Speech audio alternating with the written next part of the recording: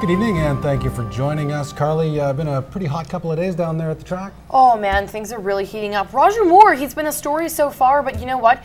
Roger Moore almost being eclipsed by the Saskatchewan Roughriders today. Breaking news about the coaching staff there. Some heads are rolling. I will tell you who is gone in sports. No a little real later. surprise there, I guess. No. But we'll find out the details later. And Shauna, what are the details as far as the weather's concerned? Tonight, not so good, but boy, do I have a weathercast that everyone is going to love for next week. But as we take a look currently across the region, we're sitting at 14 degrees under a mix of sun and clouds, and very similar for the Lakeland and Battleford. So like I said, a forecast you're not going to want to miss. The summer is still here in our region. I'll have your full weather forecast coming up a little later on. The Battle River Ranch camp that was completely destroyed by the storm in July is looking very different these days. For the past few weeks, the area has been swarmed with people helping to hammer the building back up. Kathy Lee visited the ranch and has an update of how things are going.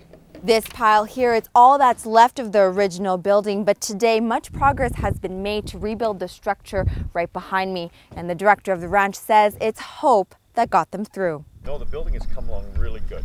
The tone in Harold Steffen's voice as he talked about construction on the ranch was full of excitement today. Right now we've got the exterior walls all done. We've got the interior walls pretty well framed and ready to go in. And hopefully we'll get the main beam up, and then we're going to do the floor joist for the next second floor. After the storm flattened the building in July, Steffen figured it would take at least 6 months to rebuild again. We thought we pretty much shut down for the winter, just cleaning up and so on. But hope came his way. Hope in the form of Good Samaritans lending their hand to help. It was phenomenal what happened in the next few weeks, how more and more people from the community and from as far as Winnipeg and Vancouver that rode their bikes and came out to help clean up the mess. It's cool to, be out here so far away from town, but see the community, come together. And for the last few weeks, volunteers and workers have hammered and nailed away to bring the ranch back to life. There's so many things around that it's all focused about yourself, and I just feel like when I'm out here I get a chance to do something that's not just for myself. And for those who couldn't help build, they've helped in other ways. I went into town to Nelson Lumber and I pulled in there and I got what I needed, and a guy come up to me that I'd never met before, and he says, Harold, I'd like to take care of that plywood for you, and right there his company paid for our plywood for our roof and stuff. Steffen says to hopefully avoid another mess, this time they've built the ranch stronger. I've talked to some engineers and some experts in this kind of thing and said, what can I do? And they've given us practical and inexpensive ideas on what we can do to help support it structurally without major expense at all. And despite the bad luck that fell upon Steffen's family, he was able to find the silver lining. Things are devastating and you can make it into a negative, but really, it builds stronger character and builds a community to where you know you're not standing alone to make a difference. At the pace they're going, Steffen predicts they'll have the ranch built back to what it was before the storm hit in about 3 weeks and perhaps fully completed by November. Just south of Woodminster, Kathy Lee, Newcap News. A new francophone school is set to open this September in Lloydminster. The school differs from the French immersion because it caters to families with French as their first language. Mike Baden explains how French children can now be encompassed by the language at a young age. It was about more than just having fun. These French games and songs are part of a 2-day program to get children used to hearing the French language. They may speak some French in the house, but outside and socializing with other kids is all in English. So this is to give them an opportunity before they start school to start to get used to it, to see that you can have fun and play in French just as well as in English. Many francophone families don't often speak the language around their kids, but a new school will open up more doors for French communication. This is great. I mean, my son doesn't really know that much French. He's just starting to learn. He's 3 years old, and this gives him an opportunity before school starts to be around the French language and the French culture and really be able to immerse himself. So I think it's a great idea that they put this on. As of now, the school has 23 students enrolled from pre-K to grade 7. It will give the students the opportunity to live their language and culture in the border city. All of our activities are in French, all of our communications are in French. It becomes the living language of the school and of the school community as opposed to a teaching objective where they're to learn French. Here they live in French. Having French as a first language is a prerequisite to attend the school. I think it's a great opportunity that we haven't had before in town. We have the French immersion school and the English schools, but there's no other school where the children can have a completely French education, and so I think it's a really good opportunity and something really good for the town, for the city of Lloydminster. The students are coming from as far as Maidstone and Kitscotty.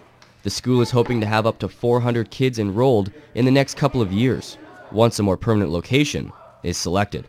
Mike Baden, Newcap News.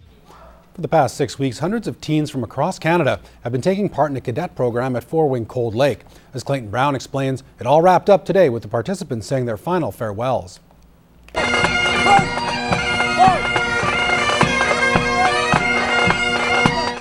It was an end to what many said was an amazing time. Over 400 cadets were in attendance for their graduation after spending up to 6 weeks together at Four Wing.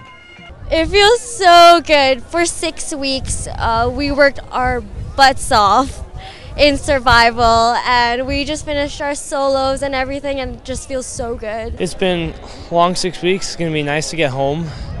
Going to miss quite a few friends from here, but it's going to be nice going to see my friends' family back home. This year's program attracted cadets from as far as Prince Edward Island.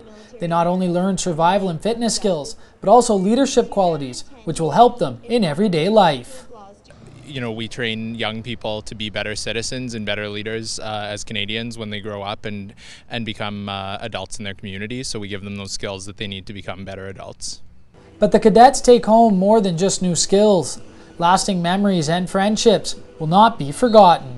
You meet a lot of new people, and they grow on you, and